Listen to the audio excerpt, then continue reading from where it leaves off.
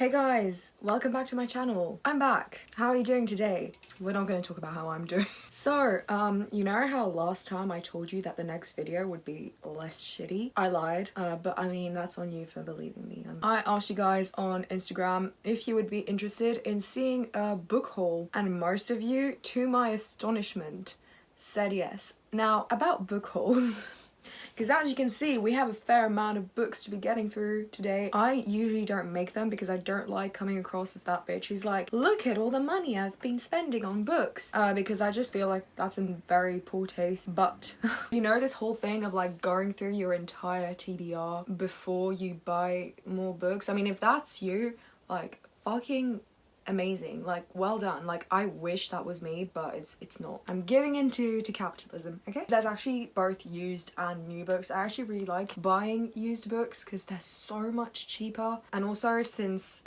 Brexit, getting English books here in Belgium has been an absolute fucking nightmare. I got screwed over on so many levels when I ordered books online, where I had to pay like more in customs and duty or whatever the fuck than I paid for the actual books. Sucked. Anyway, by the way, these are the books that I've bought over 2021 since January, and now it's like pretty much April, so yeah, still not good. Jesus. So the first book is Germinal by Émile Zola. It is a classic. Only reason why I bought it and read it, but I actually really enjoyed it. I thought it was really well written. This tells the story of workers and employees who don't get the money or food that they should be awarded when they work in the mines. And our main character is Etienne. He is a poor traveler who got fired from his old job because he fucking socked his boss across the face, and he finds a job in the mines and is taken in by this family, and it really follows the story of him making this workers' revolution in northern France where all the mines happened.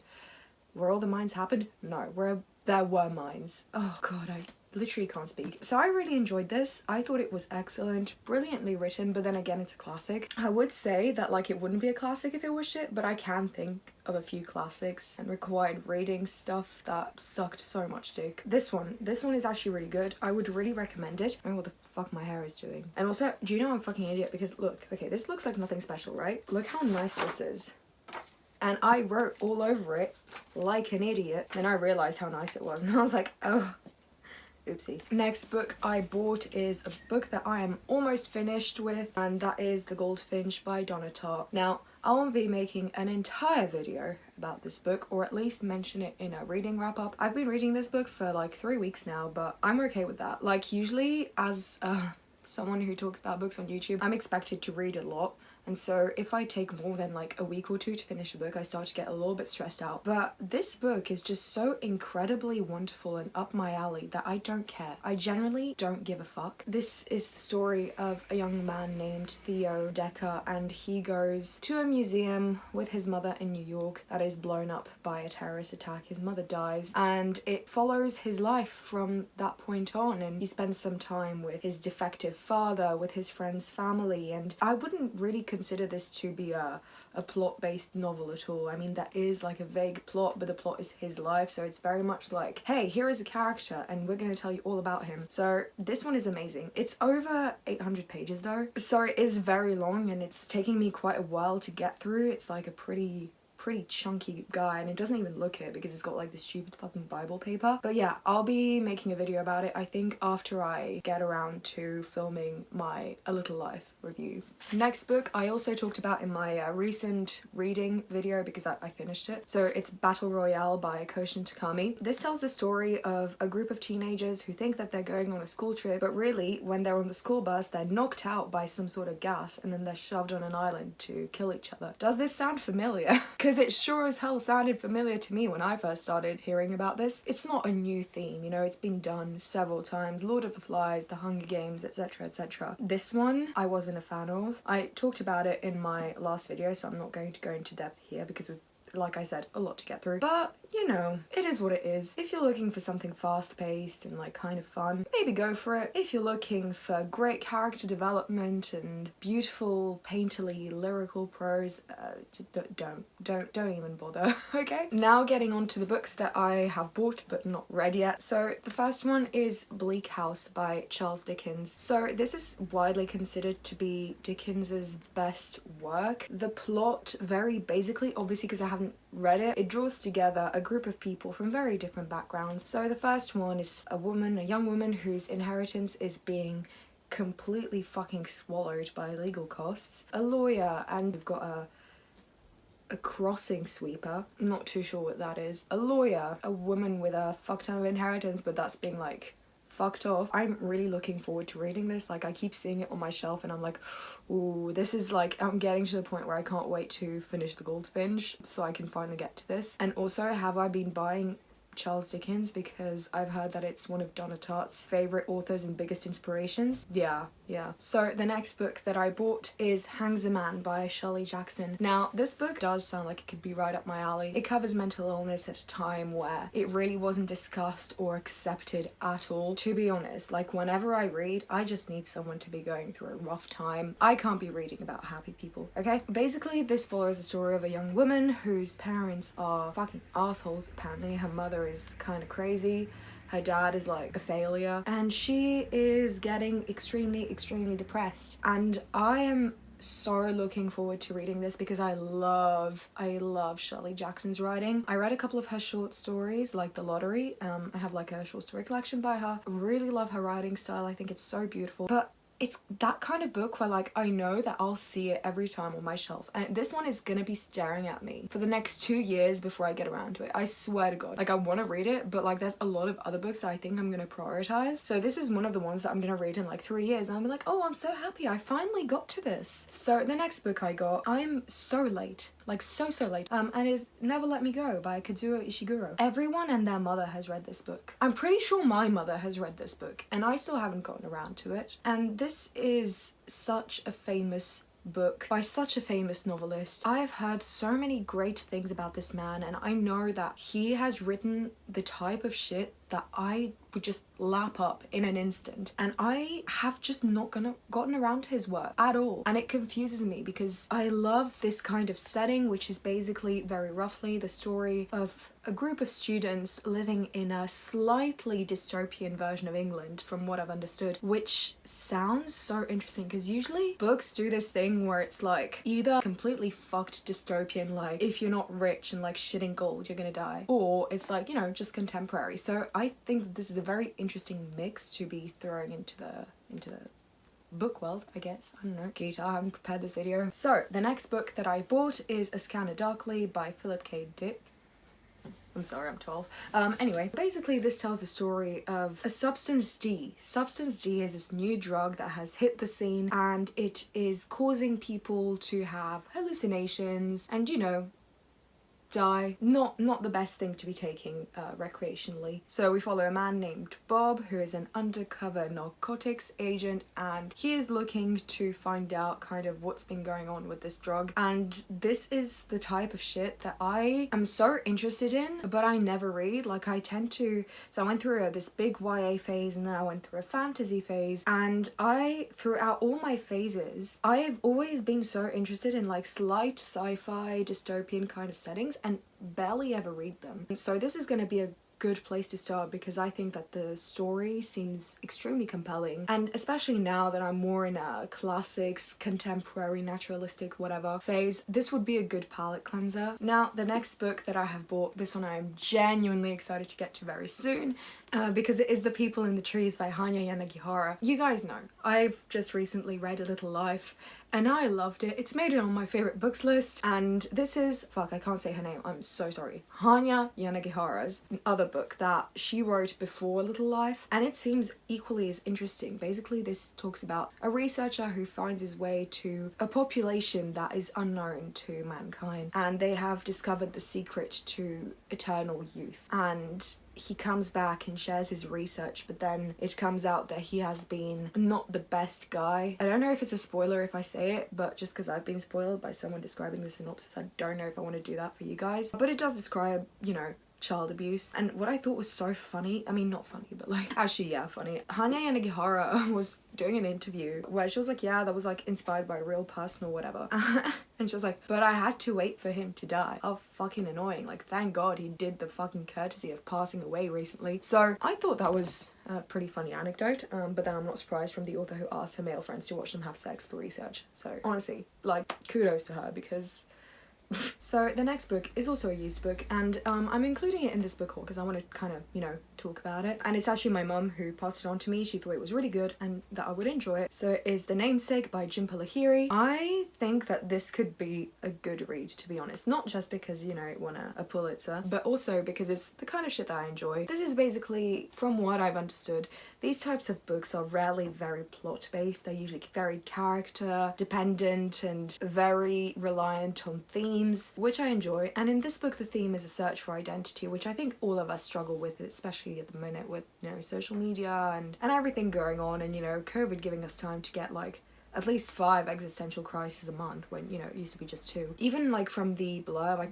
I'm not really seeing a plot anywhere here. Just like kind of, seems like pure literary fiction, you know? The next book on my list is The End of Alice by A.M. Holmes. Now this one is about a paedophile. It's interesting. So this basically tells the story of a man who has been imprisoned because he is a paedophile, and he has become pen pals with this other young lady outside of prison who is also discovering paedophilic tendencies, and by that I mean she's also a disgusting piece of shit. I think that this could be like one of those really rough, difficult reads to get through. Even though it's quite short, I feel like it's going to take me quite a while just because the subject matter is too disgusting. But you know, I don't have a weak stomach when it comes to books. I think I'll be able to handle it. We'll see, I'll let you know. So the next book I have on here is David Copperfield by Charles Dickens, and now this is just a very basic classic, obviously Dickens, you know, about a man who discovers his talent as a writer and becomes a successful writer. And you know, I've become pretty obsessed with writing recently. I've been telling anyone who will listen about me discovering myself as a writer. I'm really enjoying it. So, you know, when I realized that there was a classic that I should read, because before you say anything, I am such an incredibly massive snob to the point where, like, if it's a classic, I will read it, and if it's something that people tend to reference and think is amazing, I'll be like, oh yeah, look, I read that. The subject matter of this is very interesting, and I love big books. I might make an entire video talking about my reading tastes and habits and why I love such chunky books, but I don't like short ass books. Like, they tend to leave me really unsatisfied. So I'm really looking forward to this, especially as I feel like I've missed out so much because Charles Dickens is really such a famous name. It's one of the biggest names in literary history. The only Charles Dickens I read is Great Expectations for school, and at the time I hated it simply because I didn't understand it and it made me feel like kind of shitty about myself. And Oliver Twist. Now Oliver Twist was a fairly different experience because I'd seen the movie beforehand, but also when I read the book I was like 15 maybe, so the whole time I was just like, oh yeah, oh, got it, okay, cool, I've read Oliver Twist now. When really the only reason I could understand any of it was because I'd seen the movie. So, look forward to seeing some Dickens in my wrap-ups from now on. And now, because I don't want to get my hopes up too much, we're also reading a book about a failed author, which is Herzog by Saul Bellow. Again, only reason I bought this was because I saw Saul Bellow on the cover, and I know that he's a very famous writer, and it's also one of those Black Penguin Classics editions. I feel like when you see like this edition thing, you know you should be reading it. I didn't know what this was about when I picked it up in the used bookshop, but it was €2. What do you want me to do? Fuck. So I'm really looking forward to this. From what I've understood, he's like one of those complex characters who's just like so deep, and you know, kind of like the typical writer stereotype who's just, you know, so funny and charming, but at the same time he's too intelligent and realizes the depths of his existential crisis or whatever. So yeah, and also the fact that he's a failed writer, like, you know. Now I know what I have to look forward to if I ever try to publish a novel. Now, the next book we have is Giovanni's Room by James Baldwin. Yes. This is a very short very small, very cute book, but it actually seems quite interesting and something that I'd be able to get through quite fast. This tells the story of a man who has fallen completely in love with this guy that he met in a bar in Paris, and then his girlfriend comes back and he's just like, oh, I'm just gonna pretend I never cheated on you. So he doesn't tell her anything. That seems like an interesting story, especially as, you know, it was written at a time when homosexuality wasn't seen as the best thing ever, and reading about someone going through that kind of experience at that time is something that is so fascinating to me, and I'm so looking forward to reading this one. And I mean, I feel like I really don't have an excuse. Like, this is what, like 150 pages perhaps? 147, damn, I was close. This is one that I should be reading quite soon. So the next book that I have is just a poetry collection, and it is the selected poems of Yeats. Now, I actually really like poetry, but never read it. Let me explain. I was not the kind of person who understood poetry like that. You know, there's some people that'll just read a poem and they'll be able to like point you exactly to what it means. I'm not like that. I'll read a poem, probably not understand anything about it, but if I like the way it sounds, the way it looks, the way it's, you know, the whole aesthetics of it, then I'll look a little bit deeper and I'll be able to figure out the meaning behind it and, you know, all the structural bullshit that comes with it. And I recently started reading more poems, and Yeats is one of the poets that I've been reading a lot of recently, and I absolutely love him. I've been having a lot of fun kind of dissecting his poems, so I thought I'd buy this edition of it because there's a lot of explanation of his poems within this. A long-ass introduction. Next book I have here is Love in a Fallen City by Eileen Chang. So Love in the Fallen City is not the name of the novel, it is a novella. This is a short story collection. I've said that before, I fuck with short stories. I like them. And I'm actually taking like an edX class where this is a required reading thing, so this is a book that I wanted to read for a very, very long time, and when I saw that it was on the book list on my course, I was just like, okay, like fuck it, I'm gonna buy this and read it, and this one I'm gonna be reading very soon. I'm really excited about it. And also I'm not that familiar with Chinese literature, to be honest. The only Chinese story I've ever read is Diary of a Madman. I really like the picture on the cover. I think it's such a beautiful photograph. I don't know, it just looks nice. Anyway, now the next book that I got is Invitation to a Beheading by Vladimir Nabokov. I really like Nabokov, and by I really like Nabokov, I mean I've read one book by him, and that is Lolita, and I really liked Lolita. So the first time I read Lolita, I hated it because I was just like, this is weird, I'm not comfortable with this, but also the second time I read it, I was just a little bit more mature and able to understand that, you know, it wasn't a promotion of that Humbert's lifestyle. So I was like, ah, I get why this is a classic. I really like Nabokov's writing style. I think it's beautiful. I think it's flowery, but not in a bad way at all. And this basically tells the story of a man who is considered to be insane and has been scheduled for beheading and, you know, execution because of the way he is. But he doesn't know when it's gonna happen. And I feel that that is the most terrible situation to be in, because there's often this conversation of like, would you like to know the exact day you die? But like, can you imagine knowing that your death is like imminent, but you don't know how imminent? Shit, is it tomorrow or is it in like 4 weeks? Fuck knows. I would hate that. Like, just tell me if it's tomorrow or like June 2nd and I'll just like adapt my schedule. I don't know. So next is Blood and Guts in High School by Kathy Acker. And I'm very scared of reading this one. It's not easy to read. It's like a mixture of plays, kind of play format, prose, I think a bit of poetry as well. And this is basically about this 13-year-old girl who's got a sexual relationship with her father, which is gonna make me kind of sick, but also, yeah, I'm so drawn to like fucked up things that I had to, okay? I just had to. So I don't know when I'm gonna read it, but one day I will. So the next book that I got is a book that I just found when I was browsing through Waterstones, you know, just before they ripped me off of all of my money, because buying English books abroad is just a rip-off. And that is The Divided Self by R.D. Lang, I don't know how to pronounce his name, maybe you guys can help. And this is basically a study of madness in the 1960s, and it has really democratized and destigmatized mental illness. It apparently was really a pivotal point, not only in literature, but also in the scientific field when it comes to mental health. It was a huge breakthrough, a huge, like, revolutionary piece of writing. I don't know, I'm really interested in reading it. I think that psychology and mental illness is very interesting, and having, you know, a fairly long laundry list of fucked up things in there myself, I think I could really benefit from reading this. Now, the next two books are just gonna show you just how infatuated I am with Goldfinch at the moment. The two books that I got are The Secret History and The Little Friend. both by Donna Tartt. This one is like used and the spine is so fucked, but it was like 50 cents, so I'm not mad. And the other one I actually bought new, it's The Little Friend, both by Donna Tartt.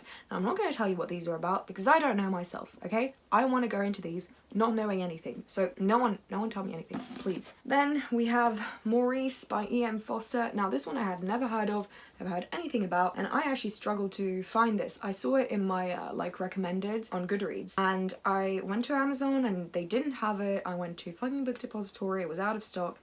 I went to fucking Waterstones, it was closed. I went to another English bookstore. I struggled, guys, so I ended up buying this online used, which is risky. You know, you never know what's gonna turn up on your doorstep when you order used books online. But this one is actually like in almost perfect condition. Like, it doesn't look like it's even been read. But this is basically the story of a man who's got everything he needs in life. He is affluent, he is confident, he is charming, he's got everything. But then turns out he's gay, and he is gay in a time where being gay is not what you want to be. I think I'm gonna get to this one soon, if not this coming month. I feel like this could be a good chill summer read as well, you know, so when I read on the beach, everyone who asks me what I'm reading can judge me for it. Okay guys, we're almost done. Are you ready? So the next one is the Autobiography of Malcolm X. Not much to add to this. It's the Autobiography of Malcolm X. I bought this purely because first of all, I love memoirs and I tend to neglect my memoir reading, and also, I'm not gonna lie, I was just looking to diversify what I'm reading. That's it. So this is the reason I bought this, and I actually am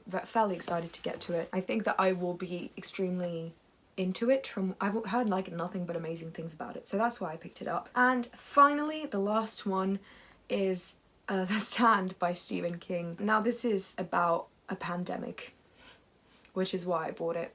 And it was so stupid of me to buy it because I tried reading it, I even started having it, but I struggle with Stephen King, I really do. And I've read The Shining, which was okay, and also I read it when I was like 17, and I, you know, had probably just finished reading like a Sarah J Maas book, then like read The Shining, and I was like, this kind of different. And then I read like literally over half of it, like the hardest part was over, but like I gave up, and that was like 2 years ago, and yet I still bought The Stand, which, look at the size of this. I really fucking hope I like it. I started it, but it was a point where I was extremely busy and I just couldn't get through it, so it's going to take me a bit longer. And literally the only reason I bought this is because it's about a global pandemic, and we're currently going through a global pandemic, and all I want to do is be able to read about how bad it could have been. Alright guys, we're done.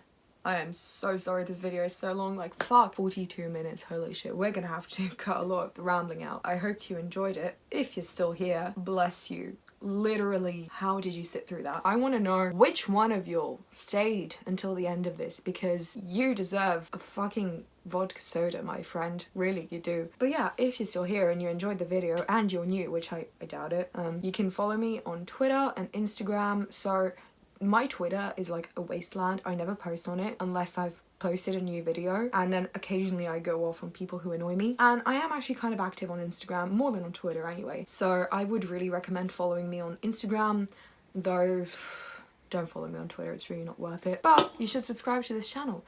If you want to see more books and videos about books, you can like click over here. If you want to subscribe, click over here. If you want to see my last video, it'll be somewhere over there. I don't know, okay? I don't know. But that being said, thank you so much for watching, and I'll see you guys soon. Bye!